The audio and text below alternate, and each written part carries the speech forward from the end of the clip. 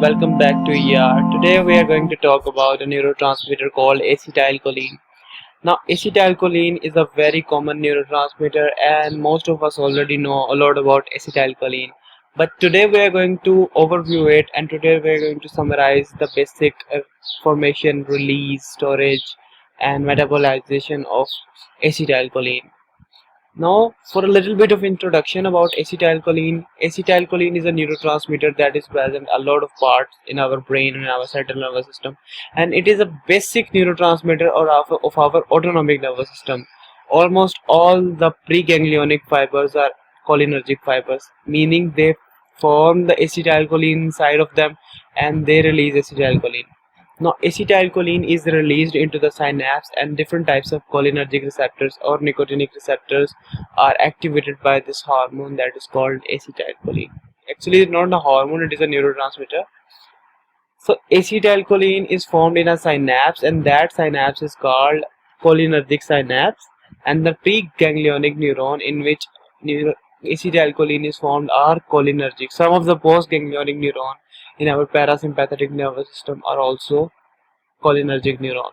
So let's get into the synapse and discuss the acetylcholine. So this will be our synapse regarding the formation of acetylcholine, and they are going to have different processes occurring inside of it, and we will study the acetylcholine, all of these processes.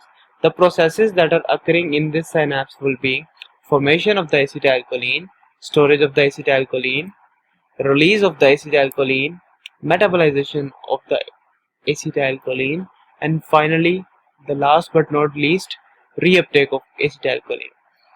Let's start with the diagram here. As you can see from here, this is a transporter that transports the amino acid named choline into the synapse. Now, the choline is transported with the symporter that transport choline and sodium inside the synapse. There is a organelle that is called mitochondria. The mitochondria have both mitochondria release acetyl coenzyme A and choline. They are both present into the synapse, and they are acted upon by an enzyme called choline acetyl transferase. Now, this enzyme forms a bond between acetyl coenzyme A and choline.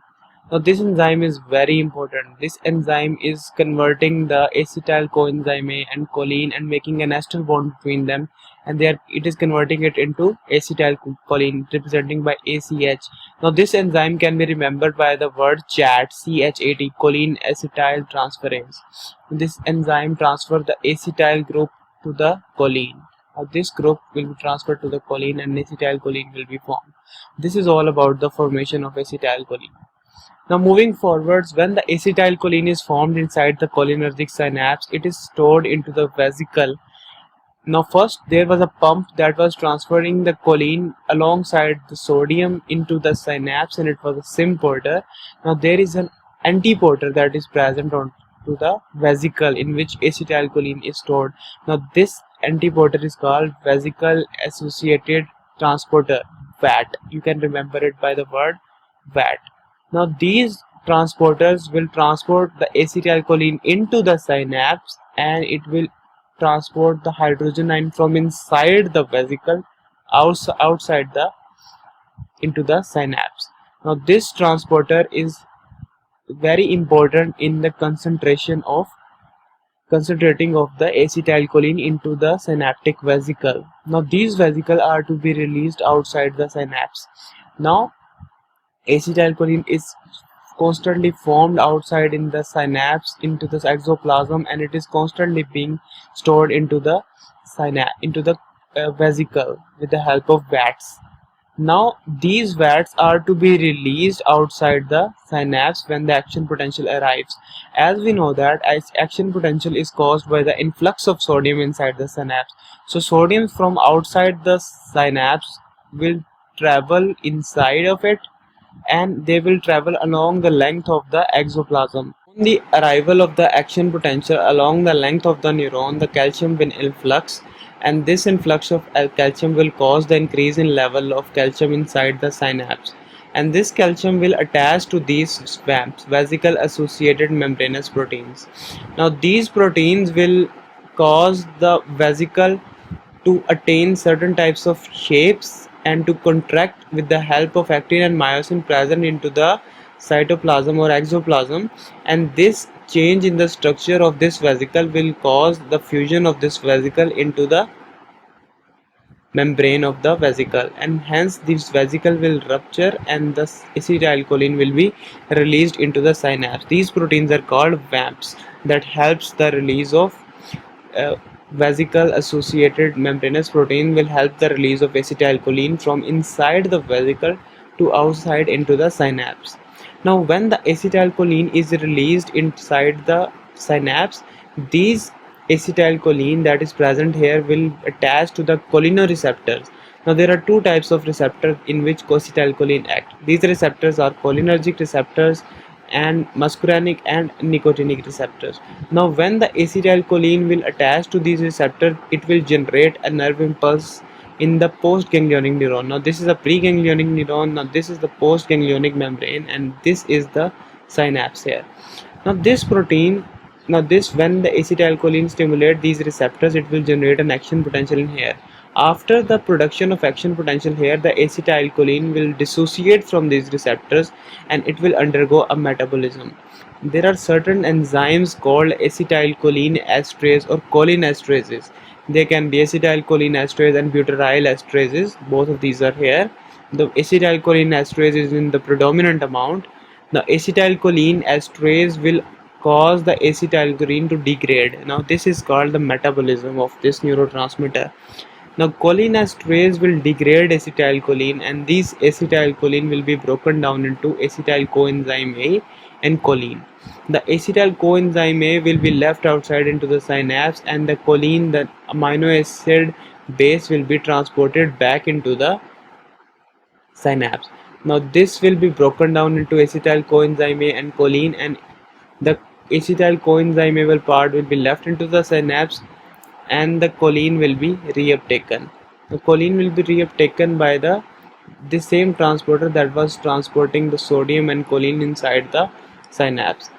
Now, acetylcholine will be broken down and this will be metabolized. Now, there are certain types of transmission that occurs with the acetylcholine also. This transmission is called autoregulation. Now this acetylcholine will bind to the receptors that are present onto the same synapse also, and it will regulate the release of acetylcholine.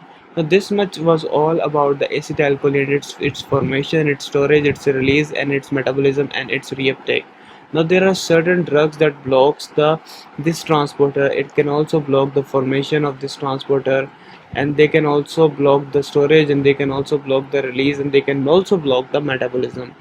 Now let me make a point very clear. Any drug, any substance that is blocking the release, blocking the formation, blocking the storage, blocking the release will cause the acetylcholine level in the synapse to decrease, and whatever drug or whatever substance is causing the metabolism to decrease, causing the reuptake to decrease, will make the levels of acetylcholine inside the synapse to increase.